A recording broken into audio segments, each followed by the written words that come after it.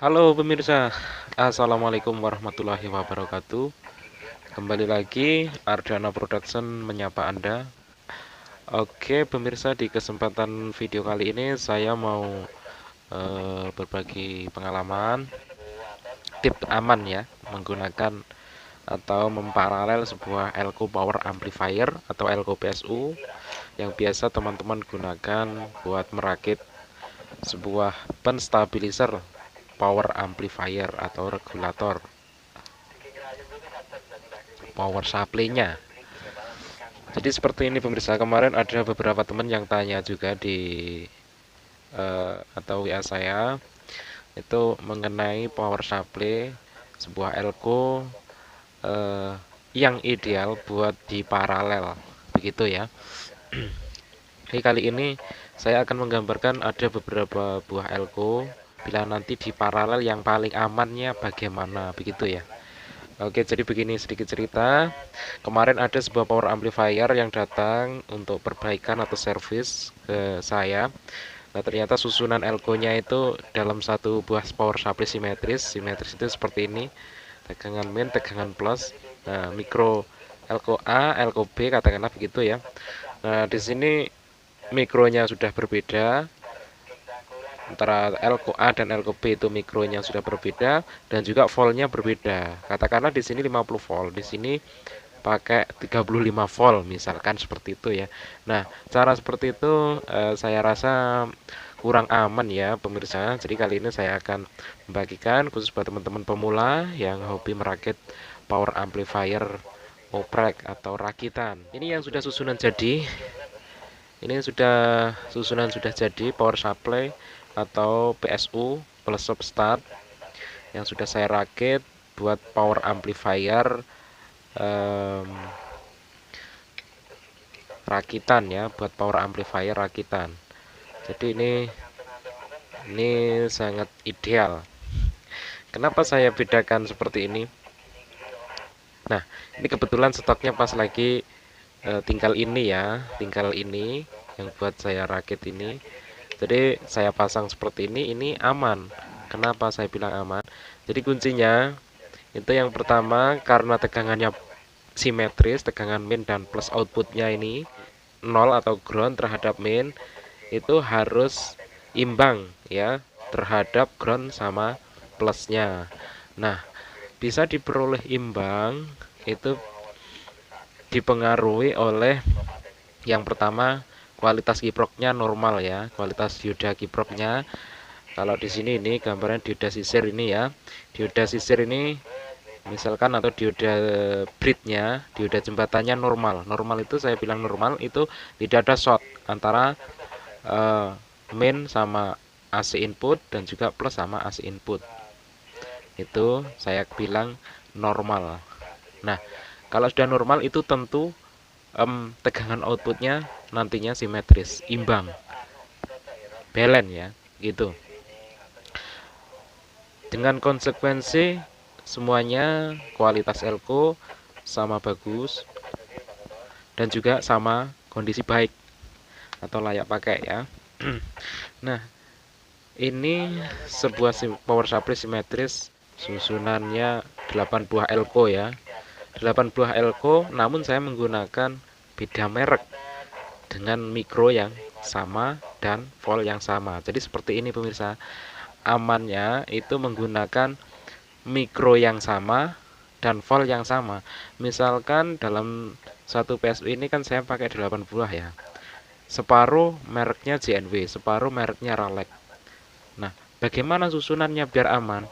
Yang aman itu yang separuh terhadap plus itu dipakai Ralex atau merek lain, yang separuh itu terhadap minnya itu disamakan dengan yang ini tadi ya. Jadi jangan dipakai yang CNW ini di tegangan plus, yang Ralexnya di tegangan min semua. Jadi jangan seperti itu ya. Walaupun beda merek dan volt sama, mikro sama, itu usahakan diimbangi. Atau sebaiknya hindari ya menyusun dengan sebuah PSU saya katakan atau misalkan seperti ini. Misalkan seperti ini pemirsa. Ini sebuah elko 10.000 mikro 80 volt. Ini sebuah gambaran saja ya. Terus ini pada plus. Saya ambilkan sebuah elko lagi. Ini sama bagusnya ya, original juga. Sama bagus. Namun dengan mikro beda. Sudah simetris, ini tegangannya sudah simetris tapi tidak imbang ya, mikronya tidak imbang. Sebaiknya jangan lakukan seperti ini ya pemirsa atau teman-teman yang khususnya pemula. Ini akan berpengaruh pada sistem kerja power amplifier atau finalnya, panasnya, dan juga ya intinya tidak imbang ya. Kalau tidak imbang ibarat timbangan itu jomplang. Begitu ya, katakanlah seperti itu ya, mudah saja saya ngomongnya, gambarannya seperti itu ya. Sebaiknya jangan lakukan atau hindari hal-hal semacam ini ya. Terus lagi ada lagi kemarin yang tanya dan juga pernah kejadian yang perbaikan kemarin. Ini sebuah elko 80 volt ya. Terus seperti ini pemirsa. Lanjut lagi pernah yang terjadi seperti ini. Nah, ini 80 volt, ini yang 100 volt. Mikronya sama, tapi voltnya beda. Nah, jangan lakukan sebaiknya atau hindari hal seperti ini ya pemirsa. Ini sama juga tadi jomplang ya, voltnya tidak imbang. Walaupun rentang inputnya itu di titik aman, misalkan inputnya di CT 45, sebenarnya kan masih ada spasi volt ya. Masih ada spasi volt ini. Kalau di input CT 45 kan ini masih aman. Jadi apalagi ini yang 100 volt aman juga. Tetapi jangan lakukan seperti ini karena kapasitasnya berbeda ya. Nah, hal semacam ini pemirsa ya sebaiknya hindari ya. Contoh seperti ini. Ini mikronya sudah berbeda. Yang CNW itu 10.000 mikro 100 volt pada tegangan output main. Kemudian misal yang merek satunya lagi 6.880 volt bekerja pada tegangan plus. Mikronya sudah berbeda, voltnya berbeda dengan yang bekerja pada tegangan plus ya. Apalagi seperti ini ya, sebaiknya jangan lakukan ya. Ini tidak imbang. Seperti di awal saya bilang, bisa jadi ibarat timbangan itu jomplang. Oke, review saya atau tutorial saya hari ini sebuah elko PSU ya. Yang ideal tadi kalaupun ini beda merek ya, voltnya semuanya sama, mikronya sama, pembagian plus dan min beda merek sudah diimbangkan ya. Jadi sangat rekomendasi itu kalau beda merek. Tapi sebaiknya lakukan ini satu produk aja ya. Itu ya, misalkan merek Ralex semua, JNW semua, merek Paisan semua ya. Oke,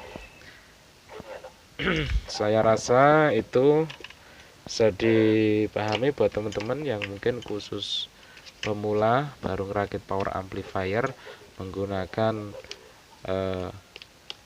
kapasitor yang berbeda. Baik pemirsa, sampai di sini dulu review saya atau tutorial saya hari ini. Semoga bermanfaat. Bila mana ada yang kurang pas mohon dimaafkan ya. Akhir kata, wassalamualaikum warahmatullahi wabarakatuh.